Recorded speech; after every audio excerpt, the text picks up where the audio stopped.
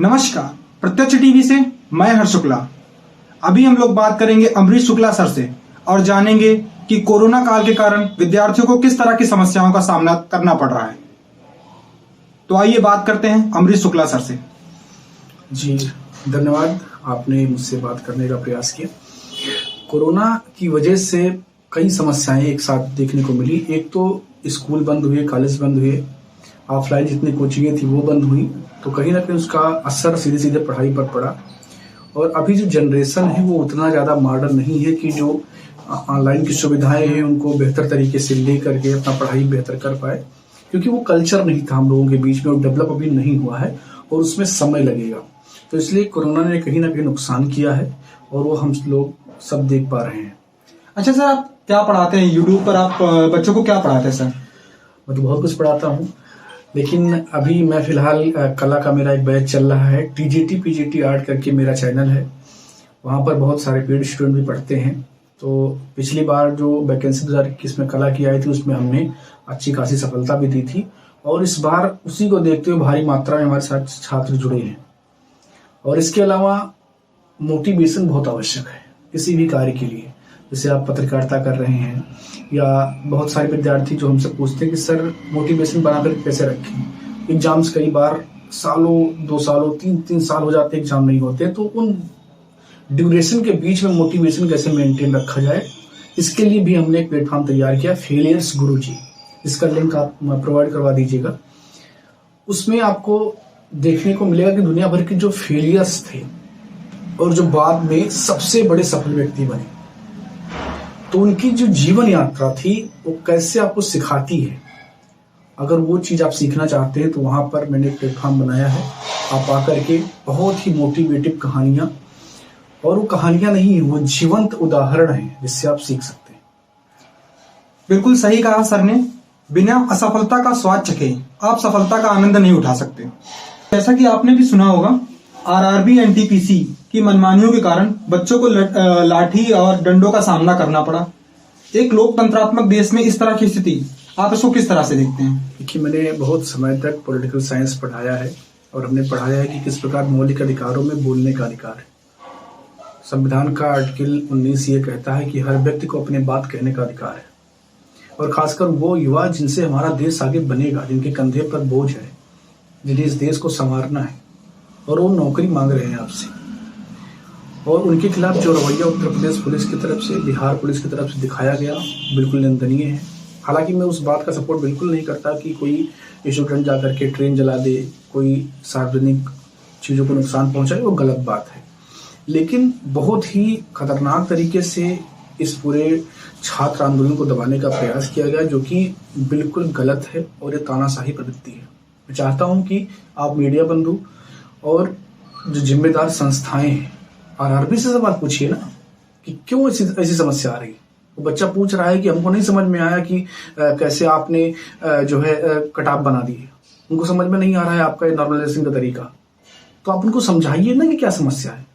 जैसे आप बताते कि ये प्री एग्जाम में, मेंस एग्जाम में इंटरव्यू लेते हैं, ये सारी चीजें आप नोटिफिकेशन में लिखते हैं ना, तो नॉर्मलाइजेशन का मतलब क्या है उसको समझाइए। एक नोटिफिकेशन आप बनाइए, उसमें बताइए कि ये हुआ है और इसलिए आप बाहर हुए हैं। उसको पता ही नहीं चलता है कौन पास होने वाला है, कौन फेल होने वाला है, उसको कितना नंबर मिला है, किसी का नंबर घट जा रहा है, किसी का बढ़ जा रहा है, कोई अंदर हो रहा है, कोई बाहर हो रहा है, समझ में नहीं आ रहा है हो क्या रहा है ये। तो इसलिए जरूरी ये है कि आरआरबी एनटीपीसी अपनी जिम्मेदारी ले, वो अपनी गलतियों को माने और उसको सुधारे।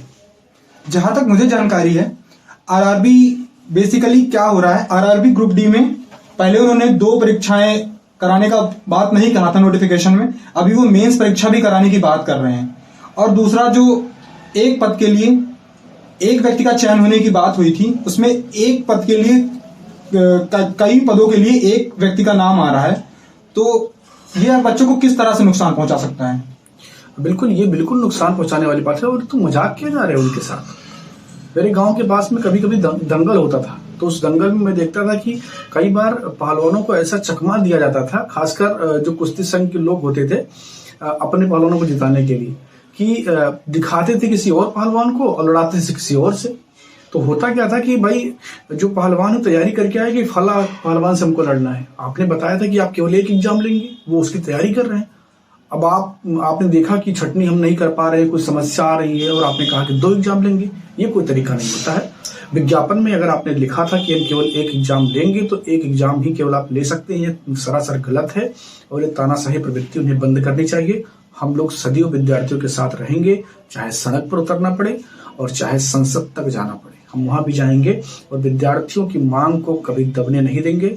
लेकिन प्रत्येक विद्यार्थी से एक ही गुजारिश है कि कभी हिंसात्मक रवैया न अपनाएं, शांतिपूर्ण तरीके से अपनी बात रखें, क्योंकि हमने संविधान पढ़ा है। हो सकता है नेताओं ने ना पढ़ा हो, लेकिन हमने पढ़ा है कि हमारा कर्तव्य है कि हमें अपने इस देश के कानून को मानना चाहिए।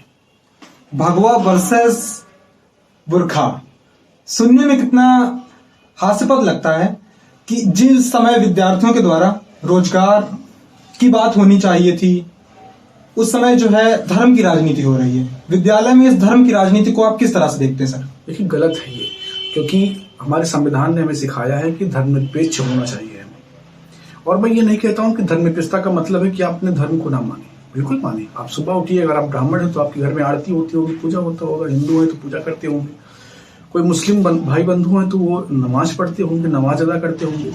देखिए, धर्म जो है व्यक्तिगत मसला है, और जब आप उसे पब्लिक का मसला बनाएंगे, यानी कि अपने से बाहर का मसला बनाएंगे, तो वहां पर समस्याएं क्रिएट होंगी। बात ये उठ करके सामने आ रही है कि किसी स्कूल ने बैन कर दिया कि वहां पर कोई बुर्का पहन के नहीं आएगा।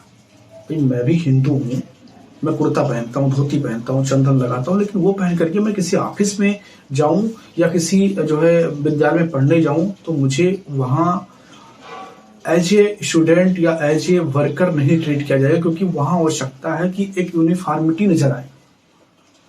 यूनिफॉर्म का मतलब ही होता है कि एक रूपता, कोई किस जाति का है, किस वर्ग का है, कोई गरीब है, कोई अमीर है, वो भेदभाव मिट जाए, इसीलिए यूनिफॉर्म है। तो मैं कहता हूं कि धर्म कोई इतना बड़ा विषय, आप इंसानियत से बड़ा विषय नहीं है कि आप उसके लिए जो है स्कूल को छोड़ देंगे या स्कूल पे जबरदस्ती आप उस पर्टिकुलर चीज को करेंगे, ये गलत बात है।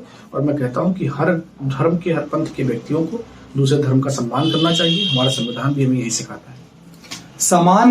समानता का अधिकार की बात करके भगवा और बुर्खे की लड़ाई हो रही है, जबकि समानता के लिए एक विद्यालय की वेशभूषा से बढ़ के कुछ नहीं हो सकता।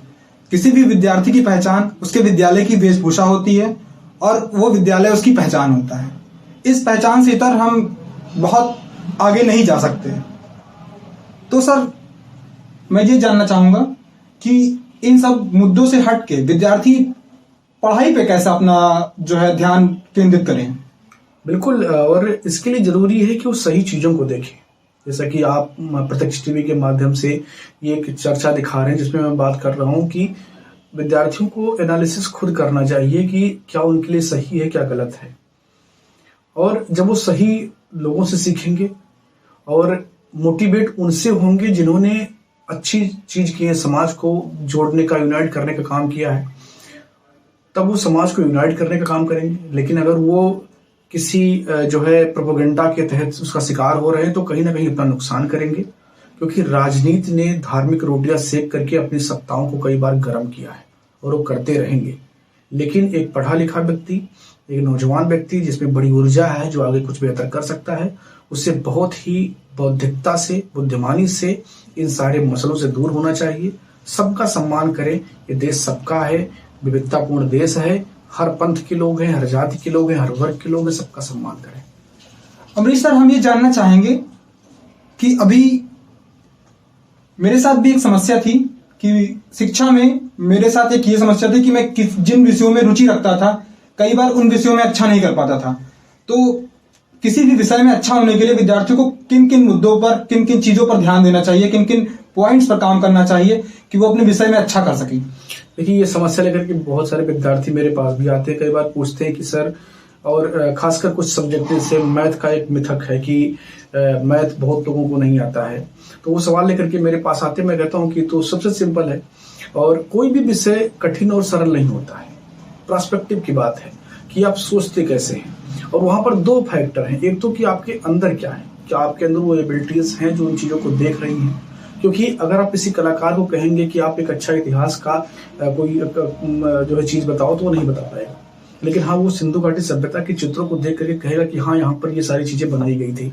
तो सबका अलग अलग एक उसके अंदर एक क्वालिटी होती है। तो एक तो वो बात होगा। दूसरा होता है कि इन्वायरमेंट कैसा क्रिएट हो रहा है। जैसे भाषा को लेकर के कई बार बात होती है, इंग्लिश है, हिंदी है, फ्रेंच है, जर्मन है, दुनिया भर की भाषाएं हैं। तो आप भाषा सीखते हैं, कोई विषय सीखते हैं, तो उसमें एक इन्वायरमेंट की आवश्यकता होती है। वहां पर ऐसे लोग हों जो उसकी बातचीत करें, अध्यापक हों जो आपकी समस्याओं का हल आपको दे सकें, तो निश्चित तौर पर आपकी रुचि उस पर्टिकुलर विषय में बनी रहेगी। और कई बार आपकी रुचियां बदल जाती हैं क्योंकि आपको संसाधन ही नहीं मिलते हैं। अगर संसाधन नहीं मिलेंगे तो निश्चित तौर पर आपकी रुचियां बदल जाएंगी, आपके नए पैरामीटर्स बन जाएंगे। कोरोना काल में आधुनिकता ने हमें काफी कुछ सिखाया है।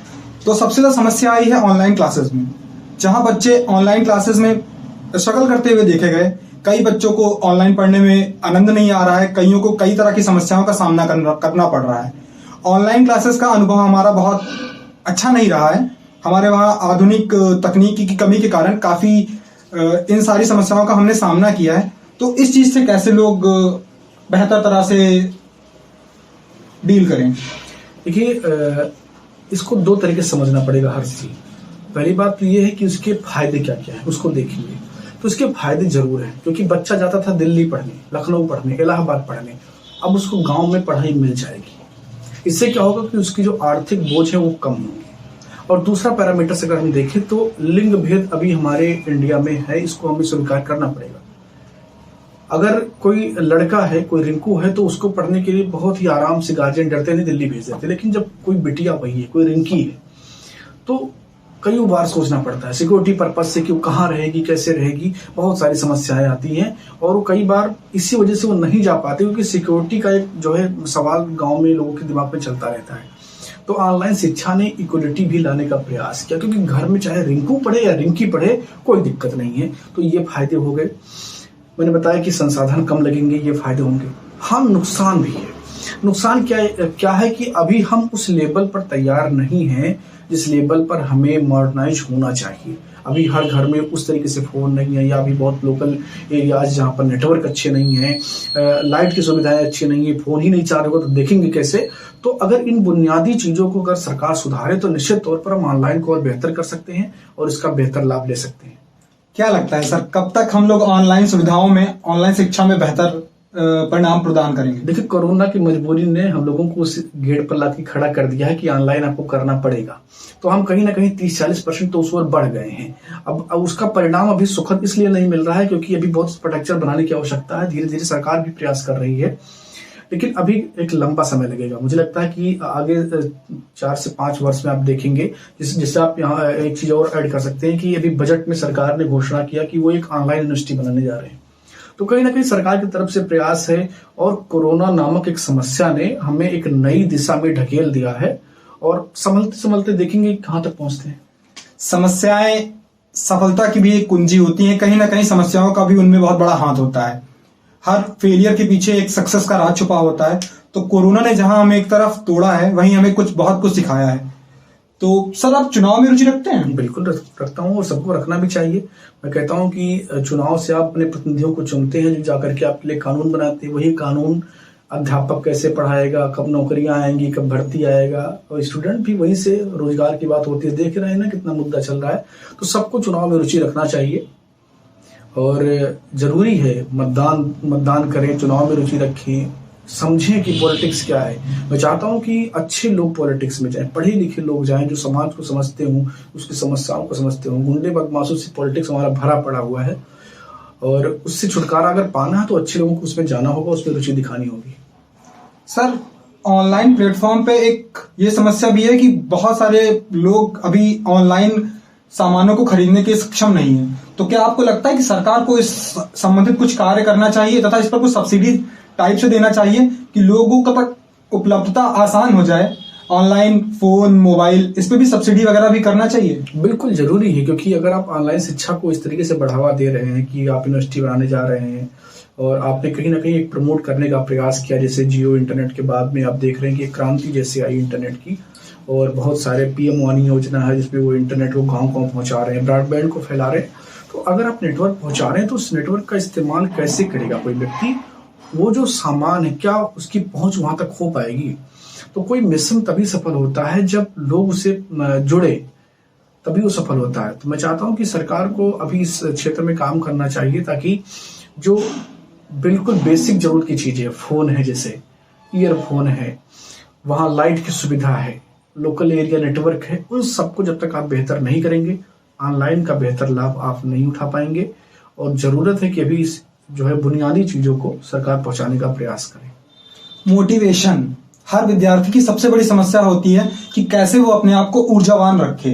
क्या होता है, कई बार हम शुरुआत में बहुत ऊर्जा के साथ चीजें प्रारंभ करते हैं, पर वो ऊर्जा कहीं ना कहीं समय के साथ घट जाती है, तो उसको कैसे बरकरार रखें, उसके लिए सर कुछ आप बताना चाहेंगे? बिल्कुल बिल्कुल, मोटिवेशन एक ऐसी चीज है जो आपको एक ऐसा एनर्जी देता है जिसके लिए आपको खाना वगैरह नहीं खाना पड़ता है। वो एक अंदर से एनर्जी है जो आपको कहती है कि नहीं, आपको ये काम करना चाहिए। और कई बार डीमोटिवेट होने का रीजन ये होता है कि आप कहीं असफल होते हैं और उस वक्त आप इसी गुणागणित में लगे रहते हैं कि मैं इसको छोड़ दूं या इसको आगे जारी रखूं, क्योंकि आपके दिमाग में कई बार ऐसे सवाल चल रहे होते हैं कि फैमिली वाले क्या कहेंगे या पड़ोसी क्या कहेंगे, और मैं इतने दिन से तैयारी कर रहा हूं, मैं फिर से फेल हो गया। तो वहां पर आप डिमोटिवेट होते हैं। लेकिन आपको वही जरूरत होती है किसी ऐसे मेंटोर की, किसी ऐसे अध्यापक की, किसी ऐसे अपने की जो आपको ये बताए कि ये असफलताएं सबके जीवन में आती है, कोई हल्के में सफल नहीं हो जाता है। तो इसलिए जरूरी ये है कि मोटिवेशन बहुत जरूरी है। किसी भी लक्ष्य को हासिल करने के लिए मोटिवेशन बहुत जरूरी है, और मोटिवेशन के अभाव में लोग काम को छोड़ देते हैं, अपने राह से भटक भी जाते हैं। फेलियर गुरुजी वर्ल्ड, जिसकी मैंने बहुत सारी वीडियो देखी हैं, उसके बारे में कुछ बताना चाहेंगे? बिल्कुल बिल्कुल, ये एक ऐसा मंच मैंने तैयार किया है जहां पर मैंने सबसे पहला वीडियो जो उस पर डाला वो अपने आप में एक सीख है बहुत बड़ी। मैं टीजीटी वालों को पढ़ाता हूँ, और एक व्यक्ति है जो टीजीटी 58 वर्ष की उम्र में पास कर गए। उन्होंने जीवन के अपने सारे अप्स एंड डाउन्स देख लिए थे, परिवार, बच्चे, नाती पोते सब हो गए, लेकिन पढ़ाई नहीं छोड़ी। तो जो 21 साल के युवा हैं, जो 22 साल के, 30 साल के हैं, उनको उनसे सीखना चाहिए कि जो पढ़ाई है ना, इसको अगर आप पकड़ करके रखेंगे तो ये आपका साथ नहीं छोड़ेगी। हो सकता है कि एक आध साल लेट हो, कई बार आप 2 नंबर से 4 नंबर से फेल हो गए, लेकिन ये सफलता आपको जरूर दिलाएगी।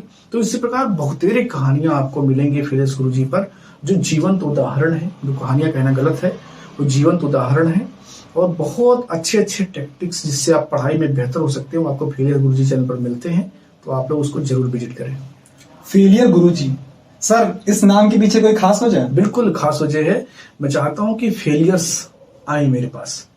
मैं सक्सेसफुल लोगों से ज्यादा बात करने में रुचि नहीं रखता हूं, क्योंकि वो तो सफल हो गए, उनका बढ़िया चल रहा है। मैं चाहता हूं कि फेलियर्स मेरे पास है, असफल लोग आए और उनको मैं कुछ सिखाऊं जिससे वो सफल हो जाएं और जा करके अपना लक्ष्य हासिल करें, अपने जीवन में कुछ बेहतर करें।